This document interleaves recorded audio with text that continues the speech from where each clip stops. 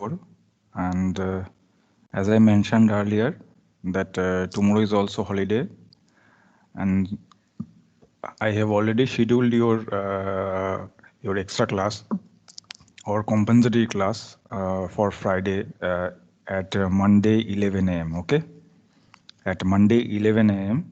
there will be a compensatory class, and this class adjustment is between you and me. And if anyone in your batch is having any overlapping subject with other classes or other class schedule, or if you are having anybody is having any foundation on that point of time, please inform in the WhatsApp group. I'll be rescheduling or I'll be taking another time. Okay, so you don't need to switch any other classes for this. Okay, as I am the one who is deviating from the normal class timing, so I'll be adjusting. If there is any faculty who wish to take, or if there is any meeting, or if there is any seminar you need to attend on that point of time, so you please inform. So you will attend that class first. My class I will be adjusting. Okay, so today let me share my screen. Today we'll be starting where we have left. We have left at the let me share the screen. Okay.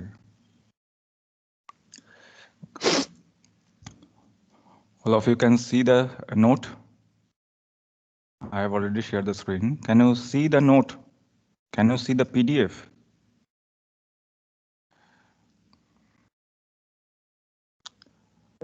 Yes, sir. Okay, okay. Thank you. So in the last class, we have understood up to the physical description of the course, that what are the things we need to see in the course. Some of you already know.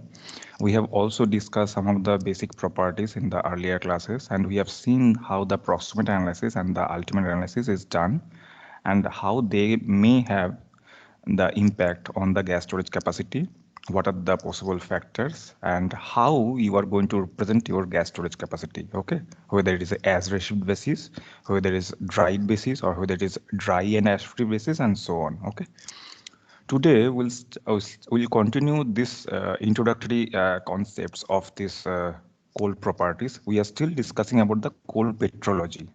Okay, we are still discussing about the coal petrology. This chapter is having two main parts. One is the coal petrology and another one is the coal geology. Okay, so in the next discussion we are coming into the coal rank. So as I mentioned, that being a mining engineer, you all understand what is a coal rank. Coal rank is the different stages of the qualification process when the vegetative matter are transformed under the action of temperature, pressure, and other chemical or biogenic processes, and with a significant period of time.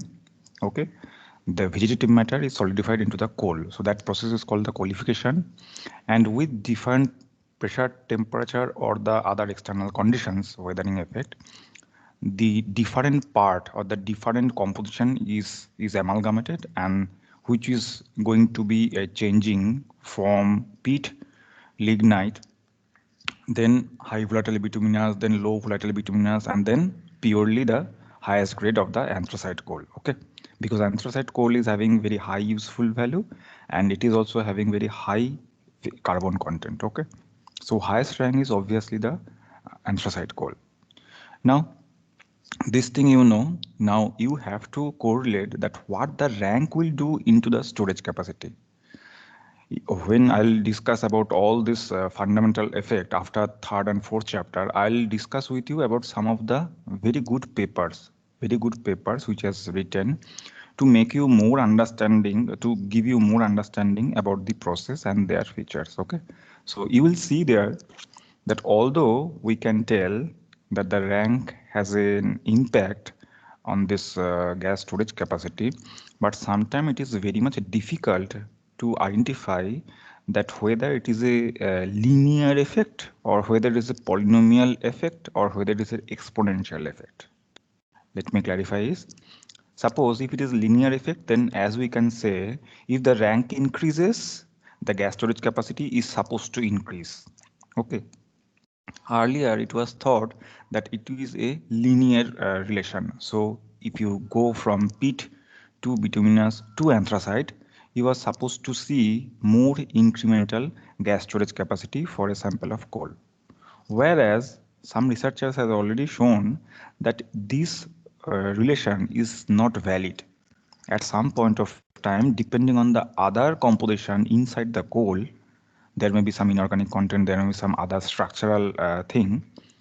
It is also observed that some low rank coal, like some peat or lignite rich coal, can give rise to some higher capacity, highest gas storage capacity, which is not found on the higher rank capacity of coal, higher rank coal like bituminous or the anthracite coal. It looks somewhat exceptional, but it is not an exceptional because coal is formed in the natural process, and so it is all natural. Okay, so you don't have any control on the gas storage capacity. It is totally based on the natural processes. Okay, and how things are going to be solidified. Okay, so this way you may also get a polynomial or U-shaped graph. U-shaped means first you will see that okay, as you increase the rank, then you will see the gas storage capacity is also increasing. But after some stage you will see that the further you are going to increase the gas rank, the coal rank, you will see that the gas storage capacity is not going to increase than the earlier, but now it is slightly decreasing. Okay, that's why it is called the polynomial or the U-shaped graph. And for exponential, why it is called exponential? Because the incremental effect is not a linear fashion sometimes. Okay, because there are so many conditions for this coal rank, so many parameters that will dictate about the coal rank. Okay, so coal rank, there are four coal rank, four form of this coal: lignite, peat. Sometimes peat is just ignored because peat is having a very low amount of this carbon content. So lignite, bituminous, anthracite, and sometimes you will see that depending on the US classifications or the Indian classifications, this bituminous coal is again divided into high volatile bituminous, medium volatile bituminous, and low volatile bituminous. And sometimes they are going to dictate or they are going to denote as HVA, high volatile bituminous A, or HVB, HVC, high volatile bituminous B, or high volatile bituminous C, and so on, or low volatile bituminous LVA, LVB. So these are the just the classifications to denote that the compositional difference. Okay, and so that this will give you a rough idea about the gas storage. So suppose if you are going to compare two coal samples, one is for bituminous and one is for anthracite, so readily you will suppose you will assume that okay, there is a tendency, there is a possibility that the anthracite coal will be having much higher chances of the gas storage capacity. But to ensure that whether it is true or not, you have to do the testing in the laboratory. Otherwise, it cannot be fixed. It cannot be said always that higher the rank is higher the gas storage capacity. Okay. Why this thing happens? Because you know that when the rank is increasing, okay, why the rank or the metamorphosis process, if you understand the metamorphosis process of coal, it is more and more temperature and the external pressure and the other biogenic factors. Okay, some amount of the coal is also transformed or maybe migrated to the other places in case of in situ or the drift theory, differences of these two theories, as you can understand. So when it is going to migrate it from one place to another place, so there is a chance, there is a there is a chance that the other chemical or other fluid may be mixed with this, or there is a chance that other rock particles or maybe some other particles are also mixed with this vegetative matter, and they are going to solidify and they are going to produce some coal. So obviously the more chances of impurities will dictate that the coal grade, okay, the coal grade will not be up to the very good quality. And so obviously at the process, at the time when it will be solidified, so obviously the rank will be differ than the other type of the coal which is totally made with the carbonaceous matter. So this way things are going to be differentiated. Okay, now this is the coal rank. Okay, just to give you some idea about this coal rank, Every detailed thing we'll be discussing in chapter 3 and chapter 4. Now, after this coal rank, you will see that there is a figure given in figure 2.6. Please see the figure. Here, they have shown you the graph. In the y-axis, they have taken reflectance percentage. Reflectance means it is the R naught, which is the parameter. In the last class, we have discussed that the R naught or the reflectance, or which is called the vitrinate reflectance, it is defined as the percentage of light reflected from a polished coal surfaces under the microscope. Okay, you are sending a light and percentage of light reflected from a polished coal surfaces by the bright bands of in coal, and based on that you are going to classify the coal. So as you can see in the x-axis there is a carbon content, and based on that they have divided the rank. You can see that the bituminous, semi-anthracite and anthracite. Okay, so here also they have differentiated anthracite in they have divided anthracite into two categories. You can see within 85 to 100% of coal, which is the anthracite range, they have divided into semi-anthracite and anthracite. And if you see the reflectance, you will see that it is only anthracite when you are going to get more than 2 or more than 1.5% of reflectance. Okay, for all other category, peat, lignite and bituminous, you can see that the reflectance is very low. It is nearly 1 or 1.5. Whereas the moment you reach semi-anthracite or the anthracite coal, the R naught percentage, the reflectance percentage is going to increase drastically. So now you can understand that even if their rank is more or less just differentiated by the carbon content, which we generally understood, but then there are certain features in this rank also which is going to be differentiated. Okay, so the reflectance, it is actually the reflectance which we are going to correlate with the gas storage capacity, because you can see the variation of this reflectance. This is the graph. Okay, and these are all from the field studies. So that's why this graph will help you to understand how the things are going to happen. Okay, so below 1%, it is generally volatile coal or the peat or lignite. If it is more than 1.5 or 2%, so obviously you have to understand that it is a anthracite coal. So obviously it is a high rank coal. So you can assume that okay, the gas storage capacity will be more or less higher. And as we know, in our Indian context, there is a coking coal and the non-coking coal, and the coals are classified based on the useful heat value. Okay, what is the total calorific value it is going to generate, and then the ash percentage. Okay, because Indian coals are very much rich in ash condition. Okay, so the more useful heat value is obviously for the anthracite. For peat or lignite, the useful heat value is much more less. Okay. Next discussion is for the nature of the porosity in coal. Nature of the porosity in coal. Now, porosity you understand, okay? Porosity you all know that porosity is always expressed in percentage. It is between 0 and 1, and it is the fraction of the pore volume into the solid volume. Okay, it is the fraction of the pore volume into the solid volume. Okay. Now, for Coalbed methane reservoir, there are two different type of porosity. Okay, one is called the primary porosity, another one is called the secondary porosity. Okay, if you read the text, I'm giving you the gist of this. I cannot read exactly the lines, but I request you to at least read the lines once, read the text once, so that you can understand and you can mark yourself that what are the important points into it.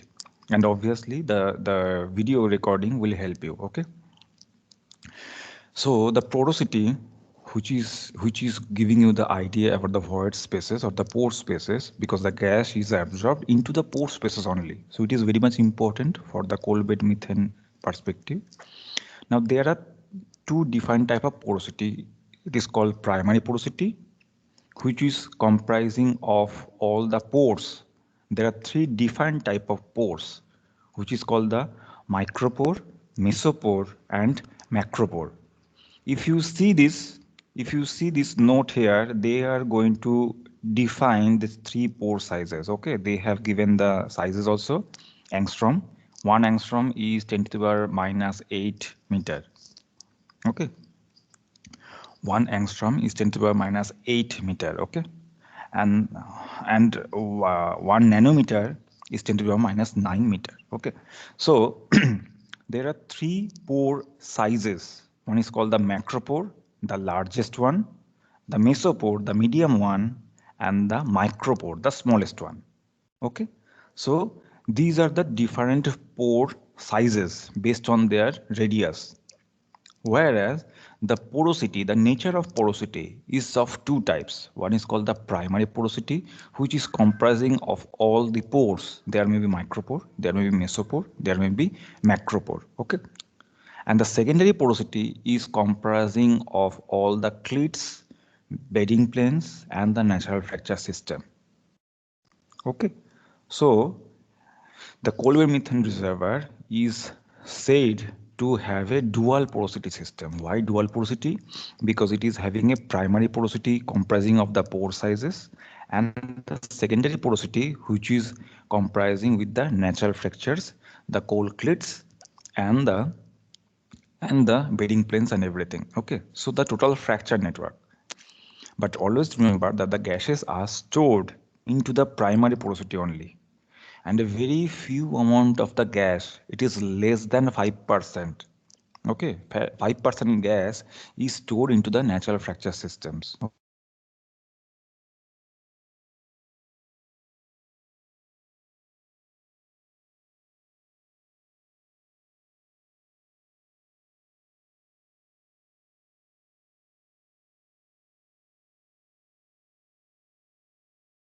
Okay, again, one main point is that whenever the gases are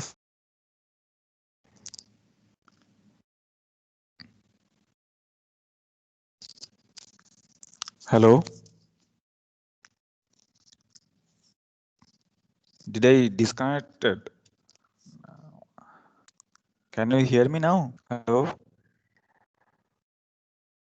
Yes, sir. Yes, sir. Yes, sir. Okay. At some at some point of time, it is showing disconnected. So, if you are having any trouble, please message me or raise your hand to talk to me. Okay. So I'm unable to see all the time. Anyway, so now the porosity you have understood, which is called the primary porosity, but the secondary porosity is with the fracture systems. Okay. And then the gases which are stored into the pore spaces, okay, or the micropores, it is actually in an adsorbed state. Adsorption, you understand, within the solid phase. Okay, so whenever the gases are adsorbed into the pore spaces, it is in the adsorbed state. It is not in a free state. It is under the pressure and it cannot move.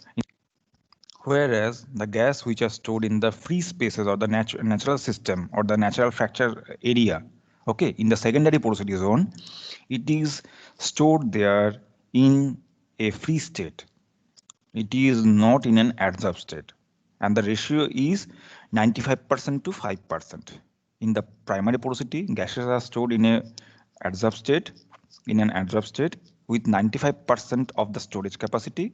And whereas in the natural fracture system, in the secondary porosity, gases are stored in a free state which can move freely, but obviously it will not reach the surface until and unless it is under the pressure, because permeability, then comes the permeability. The permeability is depending on the pressure. You already know that. Then why, or then how they can move the random motion? The random motion is only within the zone, within this natural fracture zone, where they can move freely, where there is a no pressure difference. Okay, where there is a no pressure difference between a zone, in the zone. Okay, so these are the two important concepts. These are the some, not two, some important concepts which you don't need to remember. If you remember, it is okay. Otherwise, you will again start in the third chapter. So This is the porosity of the coal. So earlier you know about the porosity, now you know about the microporosity, macroporosity, and the mesoporosity. There are three types of pore: macropore, mesopore, and the micropore. Okay, and then whatever the pore volume distribution, suppose that the total coal network, suppose there is 100%, if you consider the total percentage, 100% of the pore network inside the coal, can anybody guess that what is the total percentage? Nobody can guess. Why? Because this is all natural formed. Okay, now the size of the pores, whether it will be micro or meso or macro, it will again depending on the qualification process. It is observed that the porosity tends to decrease with rank. Porosity tends to decrease with rank. Okay, then how you can justify this? What is happening with the increasing rank? If you increase the rank, that means the coal or the vegetative matter under more temperature and more pressure. Okay, so whenever it is under more temperature and pressure, whatever the fluids are earlier they are only trapped, they may come out not like the adsorbed or the free state. If you are, suppose if you are going to uh, pressurize an elastic media, so obviously whatever is inside with this, if there is an water present into that, the amount of load you are going to apply, as the load increases, as the pressure increases, the fluid or the water will come out. So this type of things are happening, and what is happening, the pore spaces, the void spaces are going to interact or going to reduced. Okay, because with pressure or with the load, pressure not means pressure is not a p here, pressure means the force, sorry, the force per unit area. So with the force or with the load, what is happening, there is a displacement. So if the two surfaces, imagine a discontinuity, you understand about the discontinuity, all who have studied in detail about the rock discontinuity. Okay, so suppose you are considering a discontinuity plane. Each discontinuity have two surfaces. Each discontinuity has two surfaces, and the in-between surface, the in-between space, if you take the perpendicular distance, it is called the aperture. Okay, the aperture is the perpendicular distance between the two discontinuity surfaces of a cylindrical discontinuity. If we are going to take the distance between two different discontinuity, it will be a discontinuity spacing. Okay, so I am talking about the aperture. That means the spacing of the two surfaces of a single discontinuity. And this aperture will dictate that how much the flow will be, how much Q, the quantity, can flow. And if the aperture, the two surfaces, the in-between space between the two surfaces is void, obviously the permeability will increase. If it is totally solidified or filled with other material, its permeability will be much more reduced. It may become zero. Okay, so the permeability is the ability of a fluid to flow. Okay, with the various restrictions. So the permeability will again depend on the aperture, whether there is other foreign elements present or not, like this. Okay. So whenever you will see that the rank is going to increase, what will happen? That whatever the spaces are present, the void spaces, maybe one pore is going to be connected in the outer surfaces with other pores. So the intermolecular spaces, okay, the void space within the outside of the pore, okay, between two three pores, the intermolecular spaces are again going to reduce. And if you are going to apply more and more pressure, the pore may be broken depending on the force applied. Similarly, for the fractures also, if there is only a single fracture, suppose you are going to consider a single discontinuity, and you are going to apply the pressure across the discontinuity, not along. Okay, not parallel. Your direction of applied force is not parallel to the discontinuity, but normal to the discontinuity. Then what will happen? The discontinuity surfaces will try to come into one another, so the aperture will decrease. If we are going to apply the forces parallel to the discontinuity, what will happen? There will be a shear movement. I am not talking about this. I am talking about the perpendicular direction. So, depending on this force, the aperture will tend to decrease. The more force, more decrease, more reduction. So that's why, as the rank increases, the porosity is supposed to decrease. This is one concept based on the forces. Now, as I mentioned earlier, that there may be some other fluids or other chemical actions may be taken. Okay. And you know that the rock may behave like elastic media. It can behave like an plastic media also. You understand what is plasticity? Did you study in the rock mechanics concept of elasticity, viscosity, plasticity? You understand what is plasticity or the plastic limits or the plastic formation? Anyone? Yes, yes. Okay. So the plastic formation, if I give you an example in the naturally, it is just like a clay particles. Okay, if you see the clay particles, when the clay is mixed with water and it is solidified, you will see a fine layer of clay in the upper surface. Imagine that surface. So it is very much weak and it is very easily is going to deform. So, and if there is a plasticity, okay, you will not be able to get a pore space because that plasticity is going to cover the void spaces. That's why that is another reason why the porosity will decrease with increasing rank.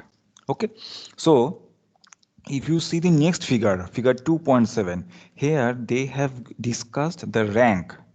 Okay, in the x-axis, obviously it is from the US classifications. Okay, so just to give you an idea, you can see in the x-axis they have taken the different type of coal and they have measured it as a lignite, and you can see subbituminous C, subbituminous B, and then bituminous, and they have expressed, see the expression, moist mineral matter free basis. Okay, so moist mineral matter free basis, that means moisture is removed and the mineral matter is removed, so only fixed carbon and the ash is present into this content. Okay, and whereas in the y-axis they have shown the dry mineral matter free carbon content and with the classification. So how they are going to classify? There is a two different mode of expression, and they are going to represent how it is going to vary with the classifications, with the rank. Okay, how each of the type of the rank is going to mean by them. So as you can understand that this rank and this porosity, okay, so obviously it is very much interrelated. So once you are going to measure the porosity, obviously for different type of coal, for different depth of the coal samples, if you are going to collect and it is of the same coal, you cannot say that, okay, if I have found this coal sample from 100-meter depth and I have got of the same seam, I have taken same seam sample at 200 or 300-meter depth, the porosity may be same. No, for each individual sample you have to do the individual measurements because it is a natural product, and nobody can assure that, okay, that the type of the discontinuity which is present in coal 1, it will be same as in coal 2. Okay, even if you are going to take the samples from the same depth, from the same seam, you will be getting a different strength or different output or different gas storage capacity of the same coal. Why? Because there are so many constants. There may be some discontinuities. It is the discontinuity you have studied in the rock mechanics, that if it is an intact rock analysis is very much easier. It is very easy. But the moment is discontinuity comes, that totally changes. So the rock mass, okay, you can also say intact rock and the rock mass. So whatever we are going to do the analysis, we are totally taking the coal sample from certain area and we are doing the laboratory analysis and we are going to give the results. But that is based on the intact rock samples and the laboratory principles. Okay. And then we are going to interpret that results with the field basis, which is the in situ. If there was no discontinuity, rock mechanics would be very much easier.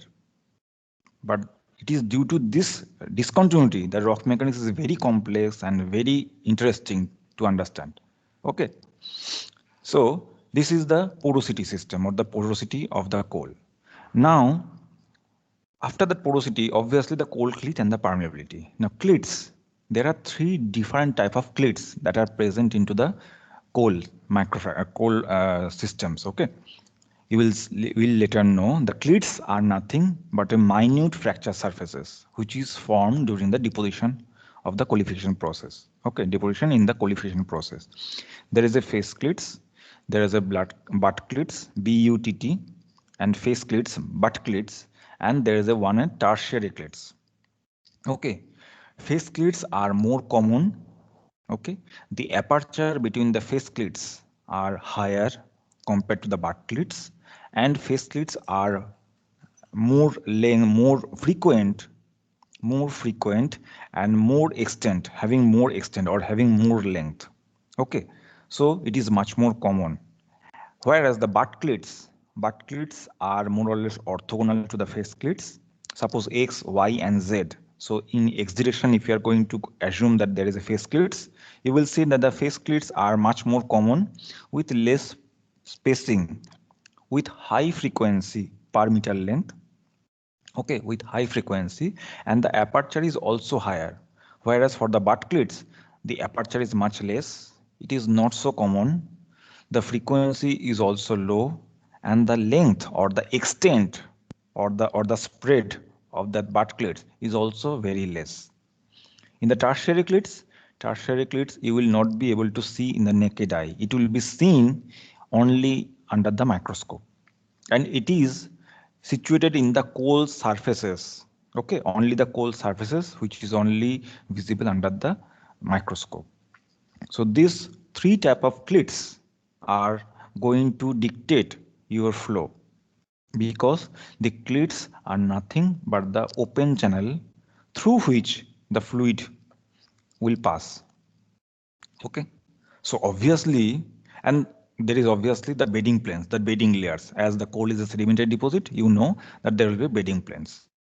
Okay, so these are the natural fractures which are present, which you can understand very much easily. So now, as I mentioned that this is the clits, so obviously the permeability, how the gas will flow, how the water will flow, obviously there has to be some permeability. So what is the permeability? Permeability is the ability to flow through the channels, through the open channels. So these clits will provide the open channel. Okay, the fracture systems is the source of the fluid flow. Okay, so the Coalbed methane reservoir, as you can understand, it is a dual porosity but single permeability. Dual porosity means the primary porosity of pores and secondary porosity of clits or fracture systems, whereas the single permeability means no fluid flow is allowed within the pores. I repeat, no fluid flow is allowed within the pores. Fluid flow is allowed only through the fracture systems or the fracture networks, which are the clits and the bedding planes, like this. That's why it is called the single permeability. Now, this is the most simplest model, the dual porosity, single permeability. Why I am talking about the models? Whenever you will go the computer iteration process, like simulation process, there are some different category of the model assumptions, and there you will see that sometimes they have taken the single porosity, single permeability, dual porosity, single permeability, dual permeability, or tertiary porosity, or there are three porosity, double permeability, like that. So those are the higher concept, which is not required, but it can be done for the simulation. So the permeability will come to the place whenever there is a production. Okay, and the permeability is obviously, it is a pressure dependent process, and obviously it is a stress dependent. Okay, whatever the, because of where, from where the pressure will come, the surrounding rock pressure or the in situ stress condition. You all understand what is the in situ stress condition? Can anybody tell me what are the different in situ stress conditions and how many are they?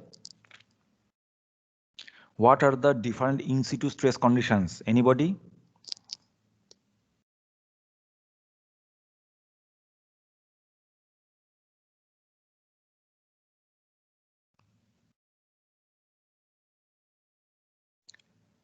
Can you please tell?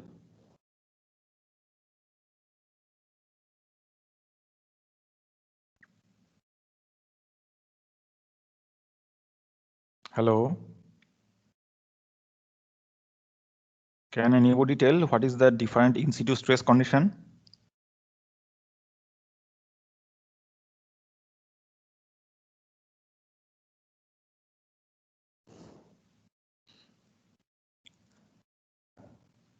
Are you people there or not? Or I'm just talking to wall?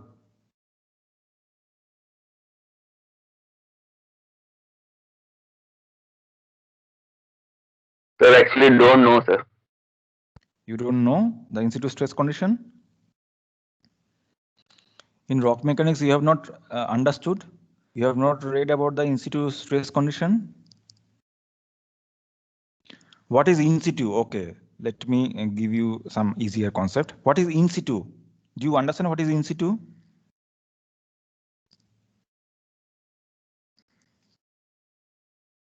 What do you understand by the term in situ?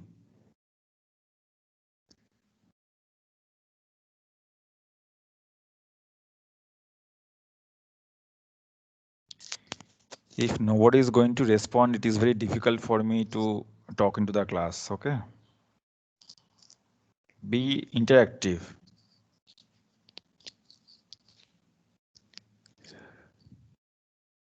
If you are not interactive, then I'll be also just doing mechanically. I'll not bother about whether you have understood or not. Anyway, so the permeability is also a pressure dependent process, okay? The in situ stress is related to the field. The in situ means it is related to the field. If you are going to get a deposition, okay, at 500-meter depth, so the stress condition on the surface and the stress condition on the 500-meter depth will be totally different, okay? So that in situ stress condition you need to know. And obviously there are three different in situ stress condition. One is the uniaxial, one is biaxial, one is hydrostatic stress field. In uniaxial, there is only overburden stress or the vertical stress is present. There is no horizontal stress. In hydrostatic stress condition, there is a two different horizontal stress, sigma h1, sigma h2, and the vertical stress, which are same because it is hydrostatic stress field, like water. Stress will be same at different direction, okay? Whereas in between them, there is a biaxial stress field, which is called the horizontal stresses are present and the vertical stresses are also present. This is called the biaxial. If you are going to consider the two horizontal stresses are equal, then you will be getting only the vertical and the horizontal stresses, okay? So that's why it is called the biaxial stress field. So the stress field will dictate the amount of the stresses applied, okay? With the depth, the vertical stress will change, and you know that with depending on the Poisson ratio, okay, the Poisson ratio, it will dictate that what is the amount of the horizontal stress that will be generated.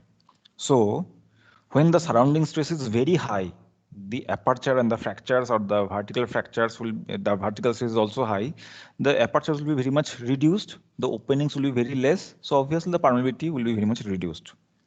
But when the pressures are very less, the stresses are very less, and inside the fluid also, inside the fractures also, if there is a fluid are present, so the fluids will be also having some pressure, the gases are also having some pressure, which is dictated, which is denoted as the pore pressure. And then the effective stress principle will be applied. The effective stress principles are nothing but reduction of the stresses in the principal stress directions. Okay, the vertical and the horizontal stresses will be normal stresses will be reduced, but the shear stresses will not be changed. The effective stress principle will tell you that depending on the water presence inside the rock, the same amount of the pore pressure, the same amount of the pressure will be reduced from all the normal stresses, but not the shear stresses. And when there is a effective stress principle, the water is present, it is actually reducing the stability.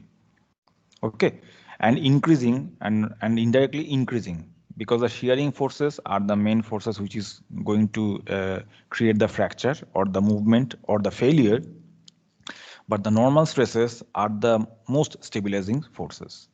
So that's why the relation of the permeability. Next is the influence of the rank on the coal clit.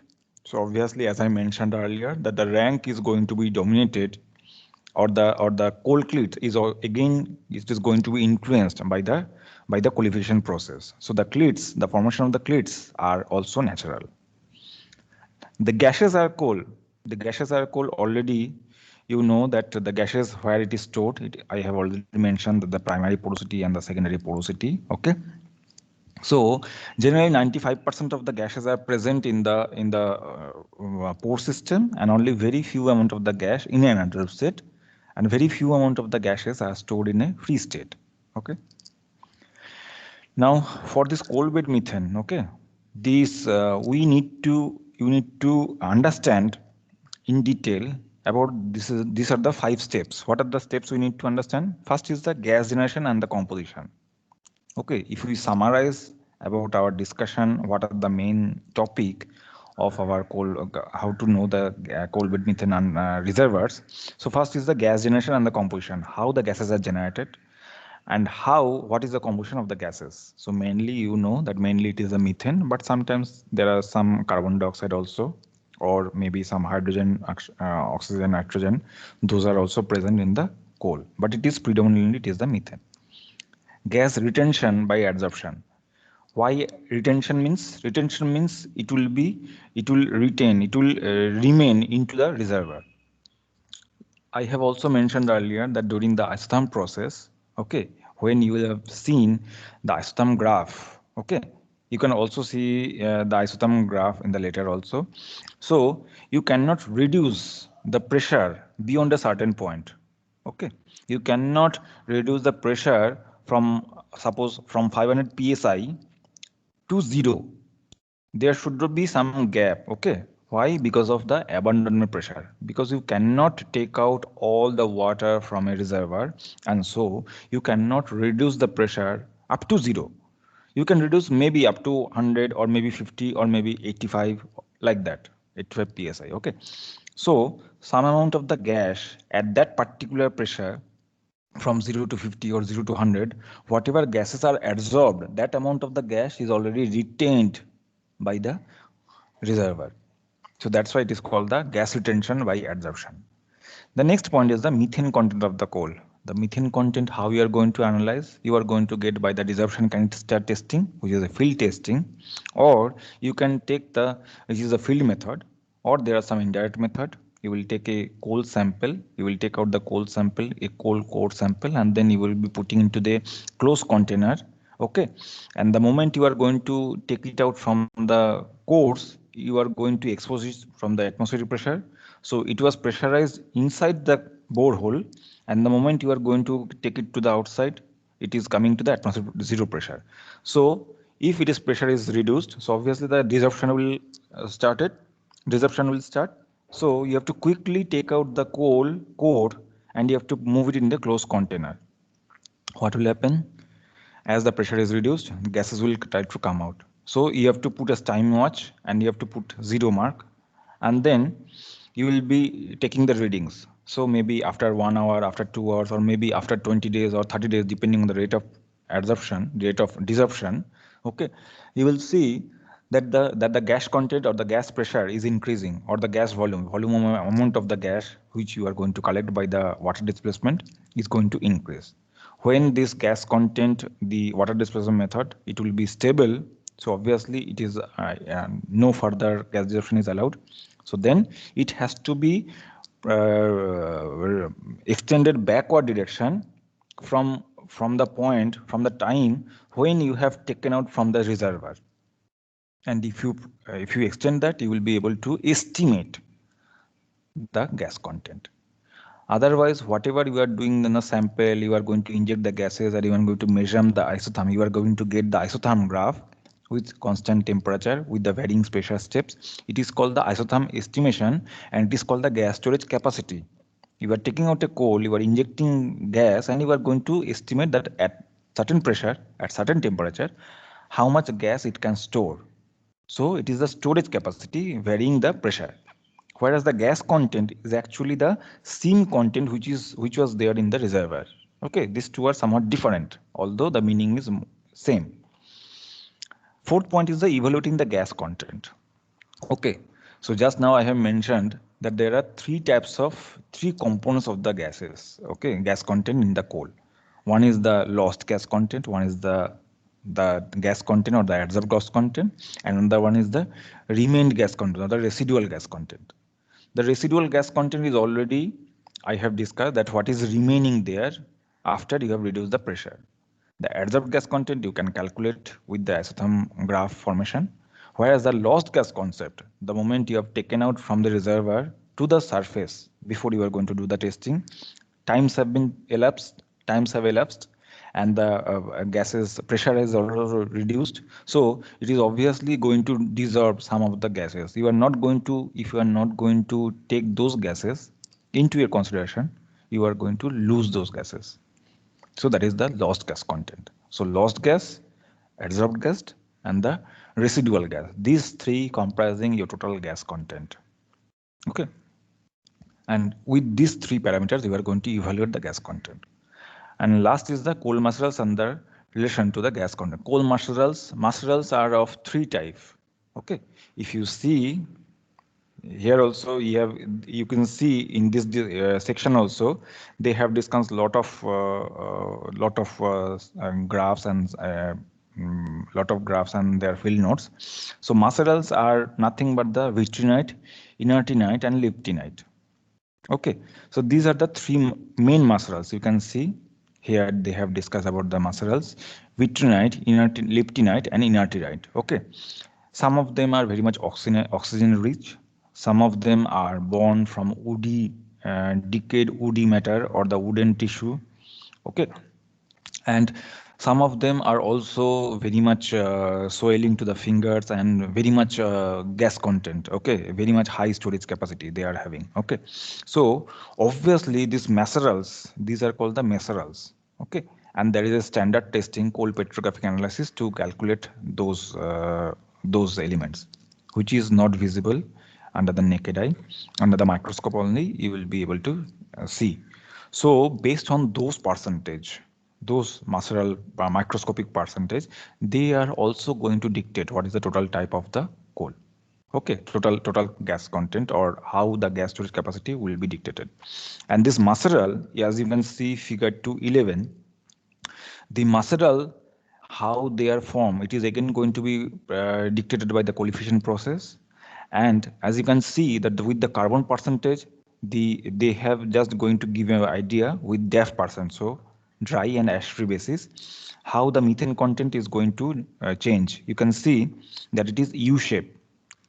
Earlier, I have mentioned that with the rank, there are some point that is not polynomial, it is behaving not always exponential or not always in a linear fashion. So here you can see that it is more or less an U fashion. So sometimes this thing also happens. Okay. So we have discussed about the petrology of coal. We have come to the end of the discussion of the petrology of the coal. So the next part is the geology of coal. This thing will start in the Monday class. Okay, so on the Monday class, we will be starting with the geology of coal. It is only very less amount of the discussion, and then we'll be starting with the our next chapter, which is the third chapter, which is very important, which is giving you the idea about the basic reservoir engineering concepts. So this will give you so many things you are already known about coal. So based on those ideas, now we will be discussing from third chapter is the more Coalbed methane engineering concepts. Okay. Any questions for anyone?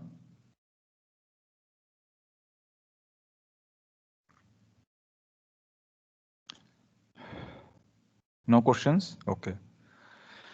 Now again, let me tell you that your attendance is very less, okay? And obviously try to attend the class at the very early. So I am still waiting. After 5 minutes only, I am going to start from the scheduled timing, because once I have started, and if you are not going to be present in the from the first time, from the very first starting, you may have some difficulty to understand, because this is not a mining core subject. This is not a mining subject. Obviously, this is interdisciplinary type. Okay, so you may not be able to understand everything by your own. So I am proceeding slowly, but try to be there at the very beginning stage. Okay. So if you're not having any questions, then I'll leave you here. So I'll meet you again this Monday, 28th, 11 a.m. Okay. So and the next Monday, whether the same classes will be there, that will be discussed later. Okay. And CR, I request you that please be in touch with other students, and please you can message me anytime if you are having any difficulty for class timings or for anything or for any other schedule. Okay. Thank you all. Have a nice day.